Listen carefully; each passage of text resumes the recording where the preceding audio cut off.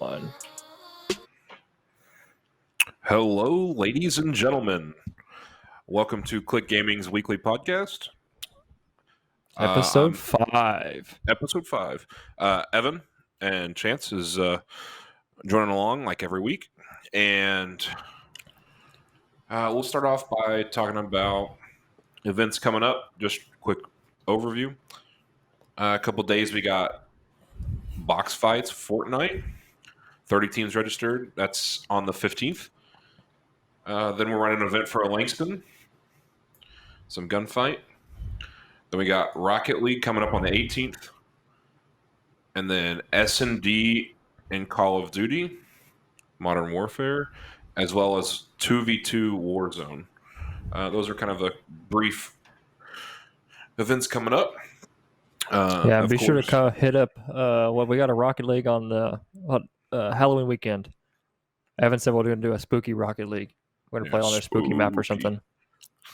If they have that. If not, it'll just be regular Rocket League. If you want to play on their spooky map and they do it, you can. Links down below for all our socials. But anyways, we're going to get into why video games are the worst or suck, whichever you want to put it. Chance thought this was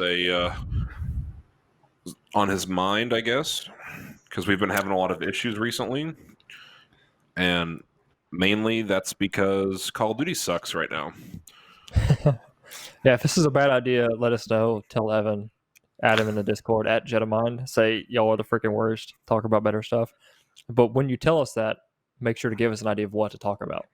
You say, I want your thoughts on this. You can't just say we suck. You have to give a reason why we suck and an example of what we could do to be better. Because then you're just complaining. If you just say you suck, you're just complaining. If you want to complain to Evan, feel free. At Jetamind to Discord. I'm sure the link's somewhere below. Yes. His favorite thing is when you sign up for a tournament and then ask where my opponent buy is at. Yes, that's very much so. That's his favorite question in the world. Also, I think it's Johnny's favorite question too. Where's my opponent buy at? They haven't showed up yet. Has it been 15 minutes? Anyways. If you don't get the joke, just join a tournament. Join a tournament. Hit us up. Evan will explain it. So this last weekend we ran a sponsored event for the Army, the local recruiting battalion for the United States Army. If you're interested in enlisting, hit us up. We'll pass along your information or give you a phone number and email to talk to. But we ran a tournament for them, and Codcaster was just on the fritz. Dude, it was trash. We even restarted all the consoles, like hard restart, and we have 7 or 8 of them, so it takes a little bit to get all that loaded back in. But the teams were always constantly wrong. The scores were backwards. The scores would update the wrong team. Yeah, dude, it was so jank. Like, we'd load in, and then, like, it would have Allegiance and Coalition, like, the names flipped, and they would have, like, just randomly assign different numbers to scores, and it would say, like, oh, hey, look, Allegiance won the round, but actually Coalition won. And it's like, it would have half, like, the wrong team won the round, like, half the time. Like, we had several cases of like a 5-5 game final round, and it would say 0-5 or 5-0. And or 0-2. Like, no, that's not how final round works. It said 0-2 on some of them. It was like, oh yeah. There was plenty of times it was like 0-2. Like it was actually like 4-2 or 5-2. But it was like 0-2. It's like, yeah, Allegiance is up 0-2, but it's like, no, it's 5-2. Coalition's up by like 3. Dude, it was so jank. So that was like one of the worst parts. Dude, it was so laggy. We had straight lag all day long. Players were complaining to us too. Dude, Codcaster, like, how do you care about lag? Like, you shouldn't care about lag in Codcaster. Like, I'm not even hitting any buttons. It's just I'm watching the game. But dude, like, players were skipping. Like, somebody would shoot like way behind somebody or way in front of somebody. It would be a hit. Like, dude, it was so freaking laggy. And there's usually a little bit of that, anyways. Like, yeah, like, but we have latent. I don't know what they did to break, but this was pretty rough. We'll normally have like obviously latency. And so, like, okay, you might be a little off and it hits, and you're like, why did that hit? But I mean, it was close enough that, like, okay, it was just where our latency was off. But, like, this time it was just, like, people would miss, like, Normally you miss by like millimeters. This time they're missing by like 6 inches. Like half the map, dude. It was so bad. Like you shoot on the wrong side of the map, and oh yeah, it's a hit. Like what the crap? Well, Call of Duty also has another glitch in Warzone where you can get unlimited equipment, which is like your stuns, flashes, decoy grenades, all that good stuff. And the most broken one is stims. So, Chance, you don't know much about Call of Duty, but stim is just kind of like I almost said insulin shot, but that's not right. Like a morphine shot or whatever. Yeah, it heals you. So you're going out, and the thing about Battle Royale is, as people die, the zone gets smaller. Right. So it forces more gunfights. Yeah. So it forces more fights. Well, if you have stim, you can be on the other side of the map just stimming. And so, like, nobody wins because they're just sitting there stimming the entire time. Getting hurt by the storm, but there's healing. Yeah. They're just healing up. And that's cute. So, like, I was watching some streamers, and these dudes had 4 people in the same game just sitting there healing. And they just, like, died. Like, everyone just dies because they're like, well, I don't want to cheat. Like, well, it's in the game. Like, so, I mean, it's not just Codcaster. It's on their biggest platform. Dude, but I don't understand why they broke all this stuff. It was working semi-decently, and they just break everything right before the new one comes out. Well, apparently the new, or that new stim glitch or whatever, equipment glitch, has been in the game for over a month. And just nobody found out. Recently figured it out. So a guy tried to contact Activision/Infinity Ward a month ago and was like, hey, like, this is happening. Like, this could break the game. Didn't get any response. He, like, put out a bunch of posts about it. Anyways, it got out how it works, and now everybody's doing it. So, what do they need to do? I mean, that's obviously a software thing, right? So, I mean, everything's a software thing, dude. We live in a software world. But I mean, no, it just comes down to, like, we complain about Call of Duty, but like Rocket League has its esoteric like issues. Like pretty much, like Rocket League's been out for like 50 years at this point, right? Like Rocket League's been out forever, and it still has issues. Like, why has Rocket League had issues? It's been out forever. Out since 2014. Sorry. On the same console. It's not even like we changed consoles. Like, we've been rocking Xbox Ones and PS4s basically the whole time. Like, and maybe even Windows 10 the whole time. I don't even think we changed Windows versions. I think Windows 10's been out the whole time. So, like, it doesn't even have a reason to be broken. It's not like, oh, we changed a generation of consoles, or like, oh, we got Windows 50, or, any of that. Like, it's literally on the same freaking operating systems, the same consoles, almost the same graphics cards. Right? We even had to do graphics cards forever, right? Like, almost the same graphics cards since it came out. And it still has esoteric, like, weird stuff that happens and glitches and stuff, right? Like, so, I don't know. It's just, games are a mess. Well, I mean, with Rocket League, you get those. I mean, there's obviously things they could fix, and those aren't really bugs. Like, I'm thinking, like, if somebody joins a lobby and you're doing a private, they join your lobby and start playing in a private tournament or private just lobby, it starts the game. Like, it'd be nice if you could just sit in on your color till everybody loads in, that kind of stuff. Like, that's not really a bug. That's just like how to improve, how to make it better. Right. But yeah, I don't know why they broke it all before it comes out. But I mean, Warzone will transfer over to the next Call of Duty. I don't know what they're really calling it. Right. It'll be the first of its kind for Call of Duty, at least, to transfer titles to Cold War, which you'll still be able to play it on the old system. I don't know how all this is going to work. You'll still be able to play through Modern Warfare, but you can also play through Cold War, or just for free. So I don't know how all that's going to work, but we'll find out eventually. Which actually, the beta will be going live tomorrow, 14th, at like noon Central Time. So check it out. You take off work already? No, I have off Friday, but that's because we have an event. We're working all day Friday. But I mean, we've had bugs for a while, and do we have more bugs now than we used to? Yes. Is that because they're getting more complex? To a certain extent.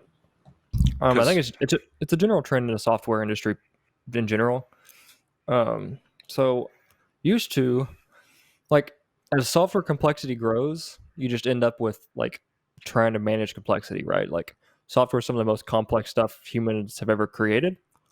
And so like as over time complexity grows, like used to you wrote a game for a console and like you wrote it for Nintendo 64, right? Like you played 4 controllers, local, like pretty straightforward, like not a very complex console. Like it was only outputting at like 360p or something, right? Like pretty low pretty low resolution, like 2997, low frame rates, like, and the console was out for, I don't know, how long was Nintendo 64 a thing for? Like 10 years, 12 years? I mean, I it's don't still a know. thing now, but Yeah, but I'm just saying like how long was it the prime console to play on? Like it was a prime console for a while. And so it's just kind of a trend in general of like uh used to software would be a lot more like you'd have a lot less like software wouldn't be near as complex, and like you would have a lot of time for testing and R&D and to like make sure stuff was working, partially due to the fact you couldn't release an update. Right, so like here's your Nintendo 64 cartridge, have fun, and then oh yeah, come in and buy another one because we got V2 now because we broke it, right? Like, well, like you also had to do like balancing for the game because like thinking about Super Smash Bros on the Nintendo 64, like you said, you can't come up with an update. So like right, say you release a character that is just absolutely broken. well, you can't release a character, right? Like when you release the games, when you release your characters, there's no like mid-cycle of changes. You have to And re-release the game.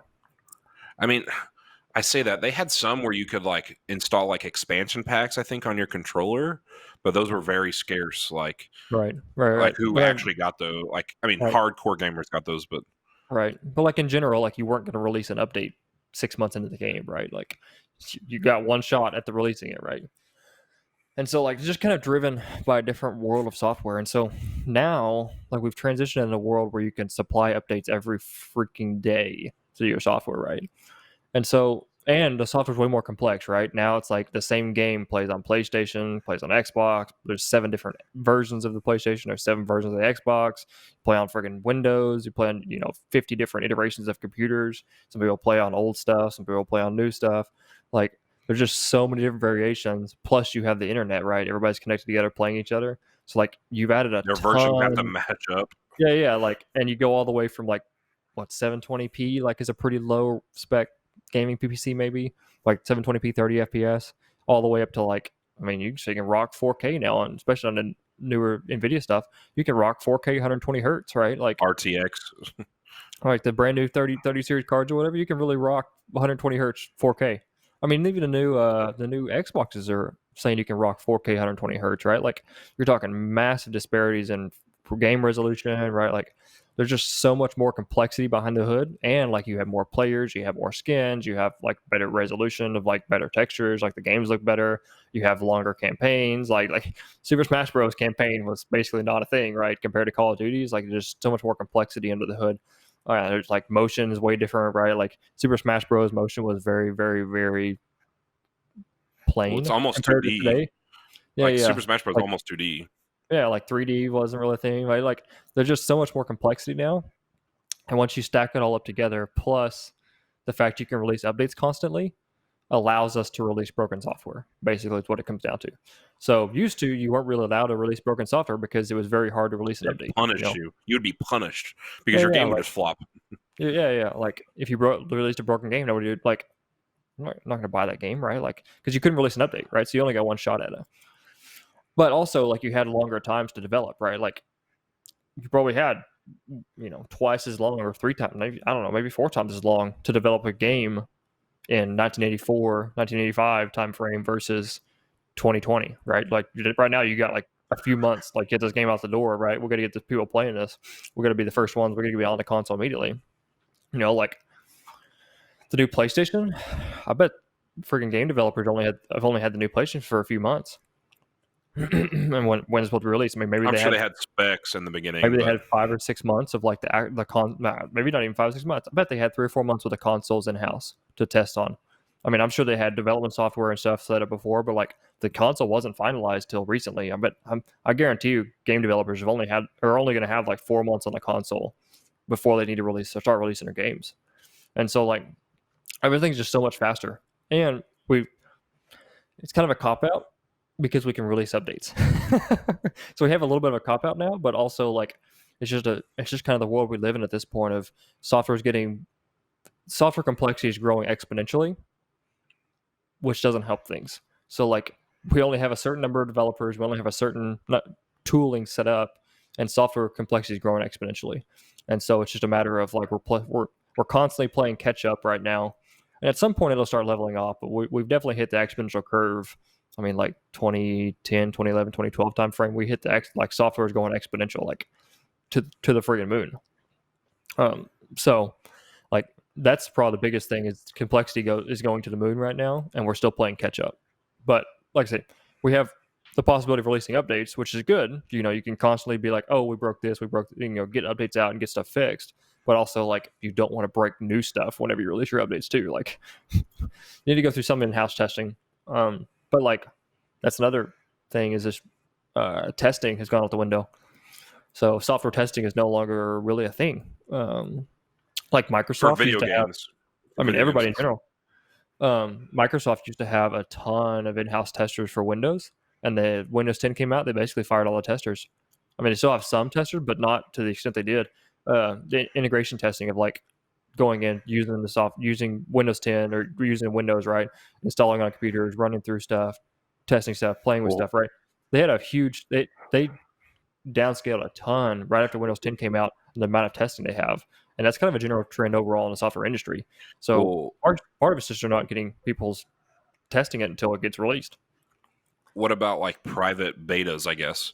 Is that the new thing, the new wave of like, oh, I'll just release it to an X amount of people and they could just, they want it. They want to be the first one to use it. So we'll just release it to them. Like, and another note, I just downloaded the Call of Duty new beta. It had 5 content packs with it. So not really updates, but like kind of an update before the game. So, I mean, the game hasn't even released beta to me, and I've already had to install 4 new quote unquote updates, software updates. But anyways, so is that the new wave? Yep. Is just public beta testing? Release it, let them test it. Freaking Fortnite's still in beta. It's been around for 15 years, right? Like when was Fortnite released? It's still beta, right? Yes. At this point, I think it's like a joke, but like, yeah, no, that's definitely the trend. And different industries kind of differ a little bit, you know, like on how they do it. But yeah, it's definitely we're leaning a lot more towards like beta testing, and so releasing software in beta. So like OBS, for instance, so a lot of open source projects already kind of went this route a long time ago, and like businesses are catching up, and they're like thinking how great it is, right? Like you get business people involved, you just mess up anything, right? So like business people are bad for anything, but no offense if you're a business person, but you don't help society. But anyway, back to my point. So business people love it because they don't have to spend as much money on testing, right? Because testing is one of the major issues with software, especially because of how we develop software. Everything's kind of intertwined. And so like, oh, I made a software change. Now I have to test everything it impacted, right? So like, oh, this thing impacted this and this and this and this and this. Well, I'll have to go test all 6 things that impacted, or all 10 things that impacted, or all 100 things that impacted, or go through enough testing to be sure that, hey, I feel like my change didn't break anything. But there still could be edge cases that you don't get to. Because like, oh, my software change impacted 500 things in the game. Do I have the man hours to go test 500 things in a game that I could have potentially broke? And so it's anyway. But yeah, business people are super excited about beta testing because, oh, we can just let other people do it, right? Let's just let them waste their time. We'll collect statistics on it, and then they can tell us whatever's broken, right? So on the internet, right? On their Reddit forums and everything. Exactly. So like they get a ton of feedback from that, and like they collect statistics while you're running it, right? So like while you're running, it's capturing what keys you're pressing, like where your game's at, where your characters are being drawn. Like it's any errors that pop up, like all sorts of stuff they can run back through and parse through and be like, oh, this was weird, or oh, that shouldn't have happened, or like, you know, they're collecting all sorts of data in the back end so they can go run back through your gameplay and be sure that everything's acting correctly. So like that's definitely the new trend, is just release it, and if it's broken, we'll fix it next week. Well, you say next week. That I was thinking this. Call of Duty and Fortnite started this trend of updates every week, weekly updates, Right. and it's not necessarily always content. It's mainly like 1 week. Like this is how Call of Duty is. I don't remember how Fortnite was exactly, but this week it's bug fixes or just like a title update. It's like doesn't require any downloading from like the store, I guess.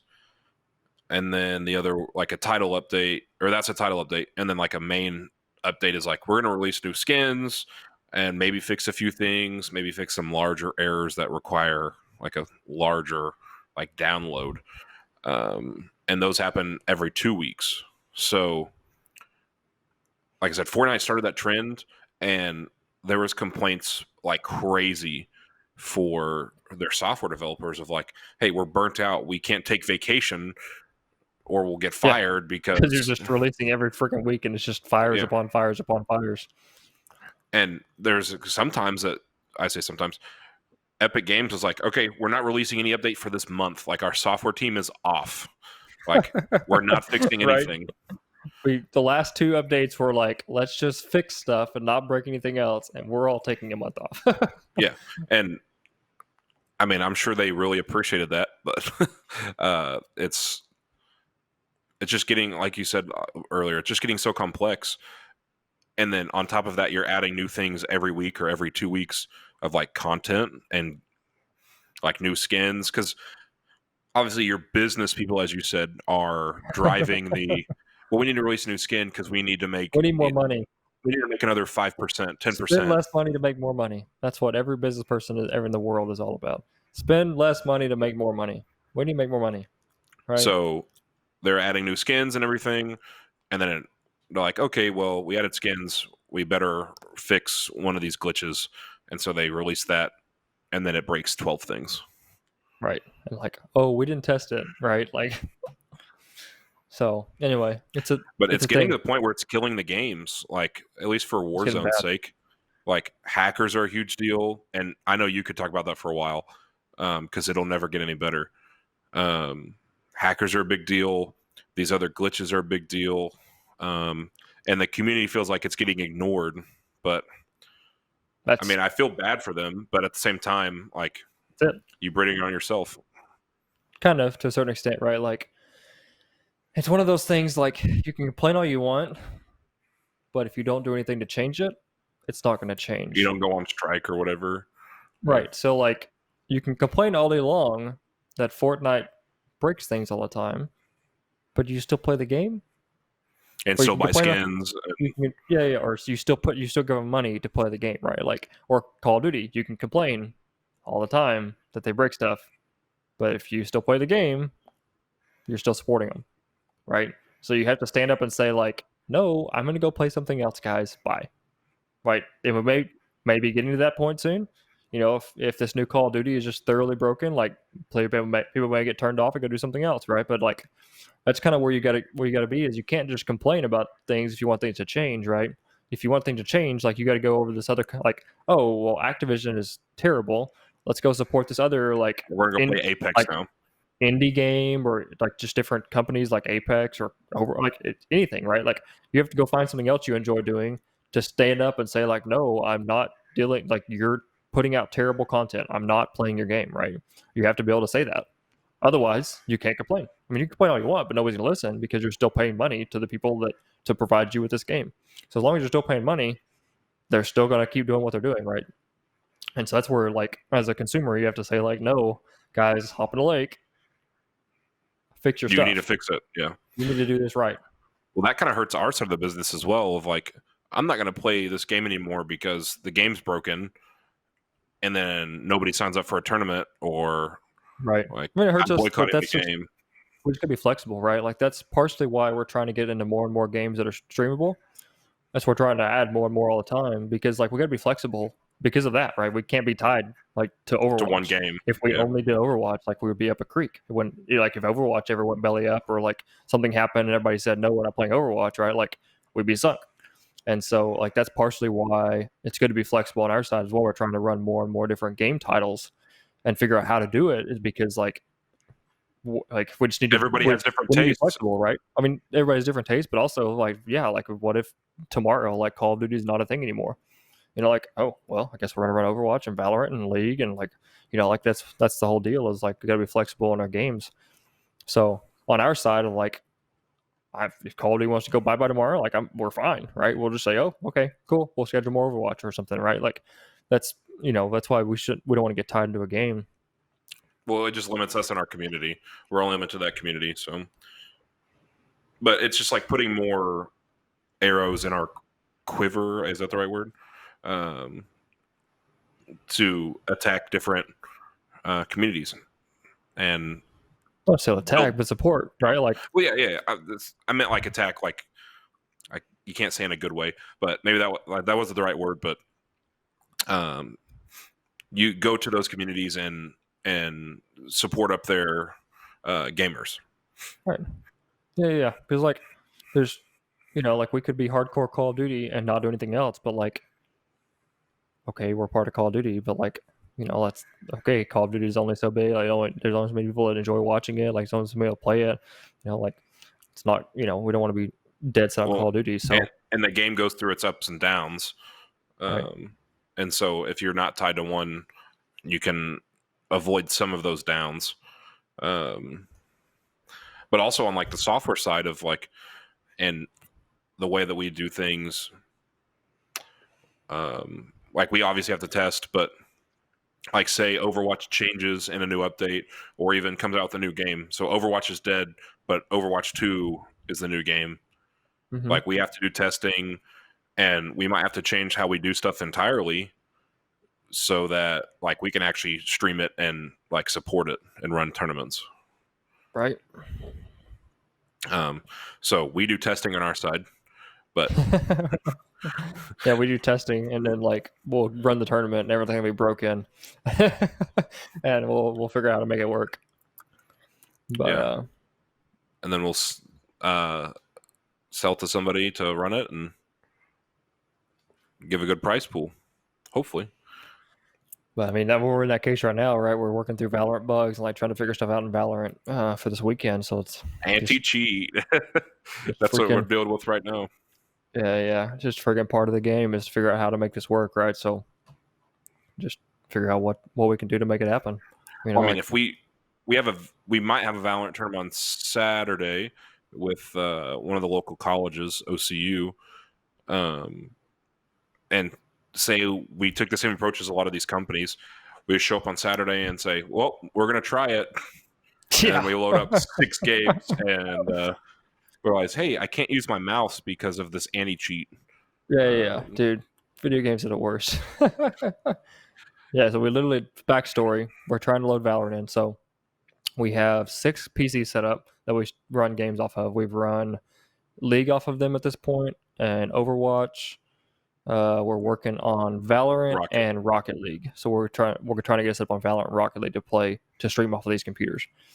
So we don't have, like, it's just Evan and I basically, and then Swimley sometimes, but Evan and I that run production. So I pretty much run video switching. Evan pretty much handles lobbies. And so we don't have 6 monitors and 6 keyboards, 6 mice connected to all these computers, right? Like they're all in a rack, and we just remote into them using a remote desktop, right? So like that adds some hurdles, but also part of my job is to run camera angles. So I not only run video, I run camera angles. And so I have to have remote control software to be able to control the game. So like flip to player 1, player 2, player 3. Some games are better, right? Rocket League does auto trans. League of Legends kind of does their auto trans, but like a lot of games, like we have to run camera angles to get first person views. And so like that's what I handle. So I have remote software that I can control all the computers from my terminal where I'm sitting, right? So like there's just all this stuff to get right and try to figure out how the puzzle works together to make it happen so we can run production with 2.5 people, maybe 3 people, right? 2 people, 3 people, whatever it turns out to be. So we run production with a super small crew, and so that's kind of where we're at. Is like today we loaded up Valorant and started using our remote desktop software we use. We use software called Parsec and No Machine. we'd load it up and like ran into issues with the mouse. Like there's anti-cheat stuff and you can't. I can run my keyboard, but I can't aim. Yeah, but like so there's like weird stuff like that you got to dig into of like, oh well, figure out why that's like League. We ran into like there's anti-cheat stuff, and so like you had to be connected onto remote desktop software when you load it into the game, and if you weren't connected, then it wouldn't click. Your mouse movement would work, and your keyboard would work, except you couldn't hit enter or space or click. Escape. Or escape. Yeah. So there's like weird stuff of like there's certain things you couldn't do if you didn't have, and it's anti-cheat stuff, if you didn't load in your remote desktop when the game loaded in, right? So like League, you all join the lobby and then all you pick your players and whatever else you ban stuff, whatever all you got to do on League. But anyway, after they're all done with that, you load in the game. So if we weren't connected on remote desktop during that load in, it would like you didn't have control of the computer. And so like there's just stuff like that we got to work through and figure out how to make happen. So like we kind of figured the way around that one. So now we're kind of on Valorant side of like, oh well, how do we work around this one, right? Like, and so we'll try to figure out how to make it happen with this one. And so that's where we're at. Is we've kind of got it installed on all the computers and got it more or less running. And so we're just going to kind of play with it, figure out what we can do, and figure out the ways around it. Well, League is very interesting from my perspective. Of the game, like, isn't full screen when you're like loading into it, like when you're in a lobby or like looking for players. Right. It only loads full screen when the game is starting up, basically. Yeah. Mm-hmm. So like if it would be a lot easier, obviously, if you like loaded, quote unquote, was loading into the game when it first boots up the whole time. But every time I load into a game, I have to sit there and wait for it to load in. Right. Or make sure you get back to it before it loads in. And they also have a neat little streamer delay or spectator delay of I think it's like 2.5 minutes of like you have to sit here and wait for the lobby to load in 2.5 minutes in, and then you can spectate, but you're only going to go up to as much as 2.5 minutes to it. I mean, you can still pause your side and still play through at normal speed, which is actually super interesting. But there's just all these like little nuances that you wouldn't know if you didn't test. I mean, right. You'd load up for the first time, and we test with multiple computers at once. We don't just like, okay, well, we're just going to load in one computer on my computer. We actually run it through like real environment, I guess is the software term. Like run it through the actual. It's close to what we would be using it in production, right? Like as close to simulating that as much as we can. So like Overwatch, we would load in 6 bots on each team and like see if the FPS drops a lot. Yeah. 2 spectators. Yeah. See if it would drop. See if I can move the camera around like on our second computer. Be sure we're not dropping frames. Stuff like that. Yeah, we ran into that with League, right? Like there's the weirdest thing. So we were playing League. These computers are running League at like 120, 130 FPS, like just murdering League, right? And like randomly. And then like one computer randomly we're watching it, it's like 30 FPS, 24 FPS. Like we're like, what's going on? So like and it was super jumpy too. It wasn't like consistent. Yeah, it was like super weird. It jumped up to 60 for a little bit and go back down. Yeah. And so we were like, what the heck's going on? And so we like whatever. So we played around a little more, and it was a different computer doing it. We're like, hold on, that's a different computer. Like the other computer was working perfectly now, and like, what the heck's it? And so anyway, we did freaking scratch our heads for a while on this. I'm like, why is it running at 24 frames per second when the computer's like, we open up Task Manager, like watch the graphs, like no, it's fine. Like, why is this running at 20 something frames per second? And then we finally figured out when we have remote desktop software called No Machine connected, some bug with League and No Machine, the combination of the two, it doesn't do it on other games. Just League plus No Machine causes it to run like garbage. I was like, well, that's fun. Got to figure that one out. I was like, do we have a bad graphics card? Do we have a RAM issue? Like, some of our computers are 2nd gen i5, some are 3rd gen i5s. It's like maybe there's an instruction set that we have. We don't like.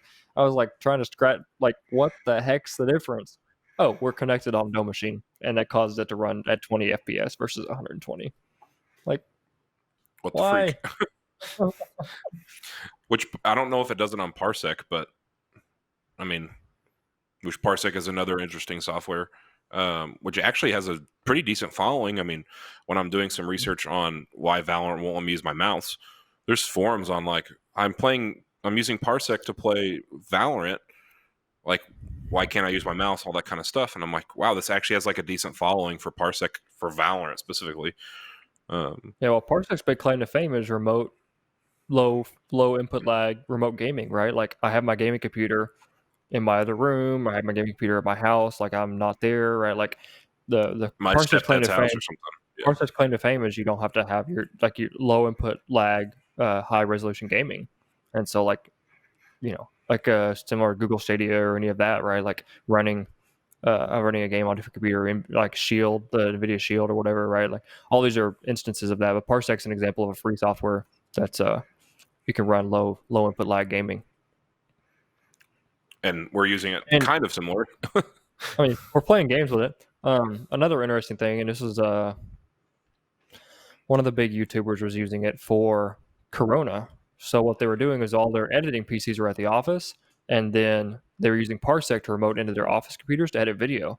So Parsec would provide a good enough resolution and high enough quality that they could edit video remotely, and it was a low enough input lag and stuff that they could actually edit their video remotely and not have to have their because they were it's part of Linus Tech Tips because they had their massive like network attached storage or all their videos are stored right and, like everybody's connected over it and like you can't edit like what do they run 8K reds, right?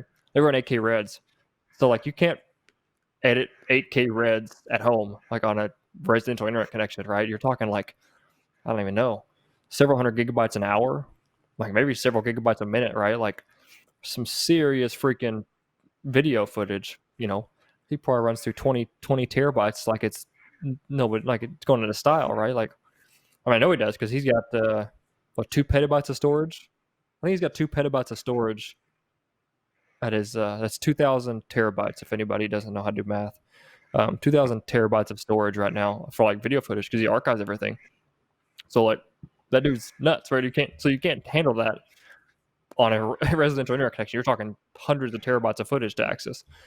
And so anyway, so that was their solution was to run Parsec and just have people remoting into the office computers to edit video.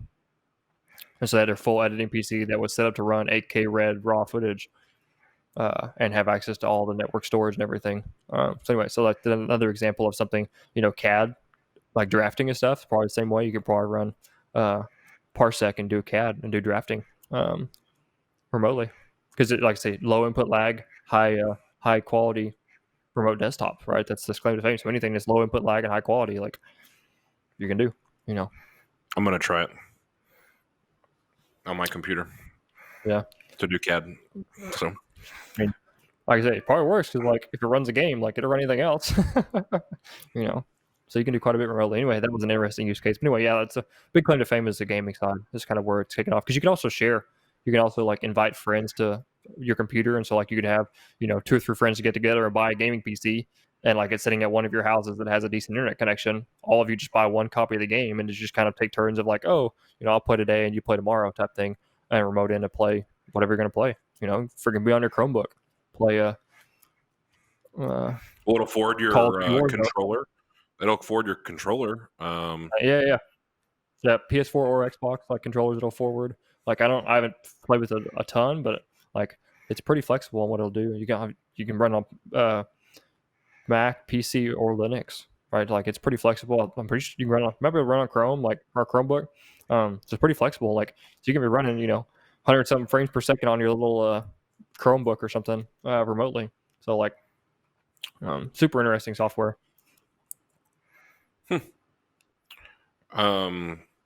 I mean, we were looking at it. We're local, of course, on the same network. There was like 5 to 6 milliseconds of latency for the video and to encoding the video frame.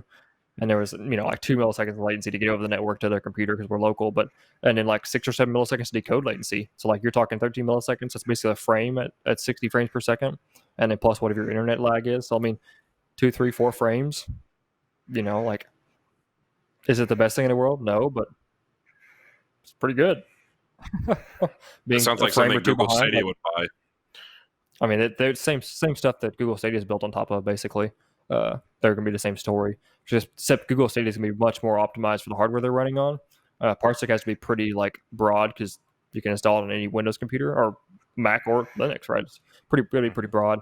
Google can do a lot more optimization with like their hardware encoders and their graphics cards and operating system, and they can be a lot more specific and optimize that. They can probably get that, 5 milliseconds of encoding time for the frame. They can probably get down to sub 2 milliseconds or something, because they can do a lot of optimizations that you can't do whenever you're trying to write broad software. But yeah, similar concepts of like you're going to be a frame behind probably. But Google has the plus side of having data centers everywhere. So like you're probably never more than 15 milliseconds from any Google data center. Like unless you're just on really garbage like satellite internet, like you're probably within 15, 20 milliseconds of a Google data center. That's super interesting. Do you have anything else? I'm kind of dried out on information right now. It's about time. Did you have anything else? Do you have anything else like hot takes, or you out hot take about Google Stadia? I don't know. I don't think we're there yet. So the concept is great, but so there's two main issues with Google Stadia or any of the remote cloud gaming softwares. The number one, or one of the issues, is support for other games, other like just games in general, right? So like I think Google Stadia, you get like you pay like a certain amount a month and you get access to a certain library, and then like maybe you pay a little more and get access to a different library. But then like I'm sure there's plenty of games that you might want to play that aren't on there, and especially AAA titles. I'm sure they're like Google, go hop in a lake. No, so that's gonna be one of the bigger issues with any of the remote like streaming, any remote gaming softwares like Stadia, is getting the right games on there that people actually care about playing. The other issue is residential internet connections in the United States are still awful. It's 2020. Our residential internet connections are still atrocious. Unless you're in a major city with some sort of fiber connection, your internet is disgusting.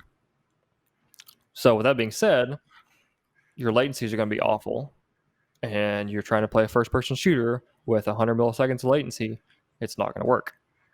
So, I mean, 100 milliseconds latency, that's like 8 frames.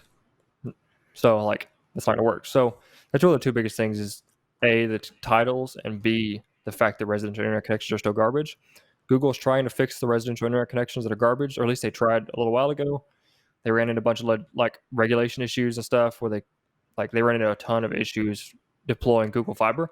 So there are a lot of cities that have Google Fiber, but they actually more or less, I don't know, I haven't read into it really a lot recently, but they pretty much more or less stopped rolling out Google Fiber for a little while because they ran into a bunch of regulation issues where they couldn't run Google Fiber to a city. So anyway, so Google is trying to fix it. Tesla's got their cute little satellite system supposed to save the world. But the long story short is, at some point in time, companies will have to actually put in the infrastructure to make the internet connections not awful at residential.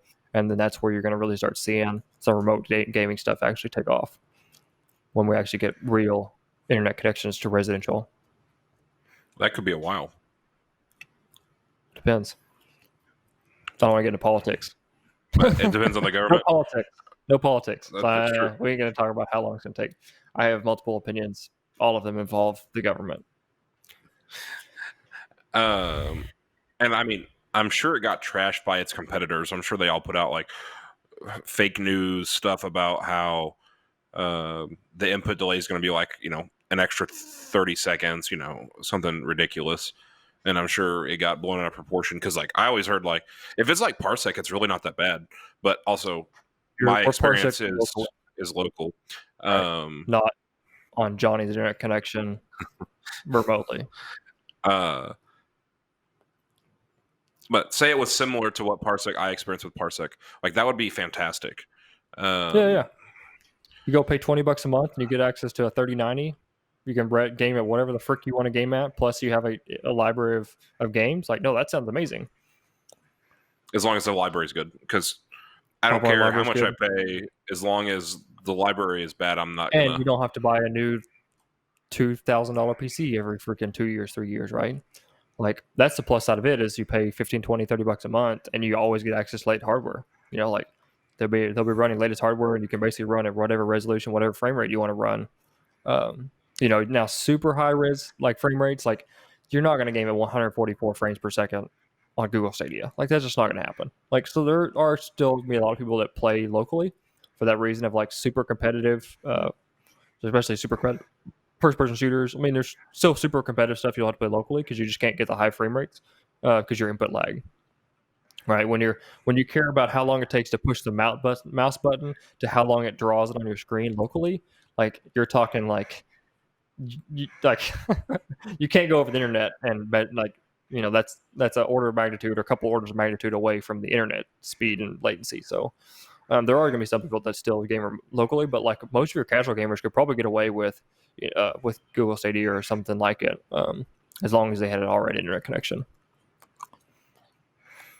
But I mean, that would be fantastic. Like I said, if you had the right titles, and you only added a couple milliseconds of $300 or $400 a year versus a $1,000 or $1,500 every $2,000 every couple of years. Like sounds like a good deal to me. Especially once you start like how many games you get access to. So if you have a good library that $300 a year or whatever, get you access to a game library plus the PC to play it on. Like sounds like a great deal to me. You also have the money you're pouring into your Microsoft account or Xbox Live account or PS4 account, like so that counts against that because you wouldn't have to pay that. You're already paying that in the fee, so it could definitely be a win for everybody involved. But yeah, it's going to be unless you're lucky enough to live in a city right now with the Google. Unless you're lucky enough to live in a city with fiber and a Google data center, it's probably going to be a little while before it actually happens. I forgot what I was just going to say. But anyways, maybe you just do LANs like for your big tournaments or something. And you just do it for fun on Stadia or whatever. But if that's it, I'll sign us out. That's good for you. All right. It's been Click Gaming's weekly podcast. Thank you so much for tuning in. Like, share, subscribe. Hit us up on social media or Discord. The link's below. At Genamind in Discord if you have any issues. Or if you need to contact Chance, get a hold of me. Don't contact me in the Discord. I hope you don't figure out who I am, and don't contact me. But this has been Click Gaming's weekly podcast. Thank you guys so much.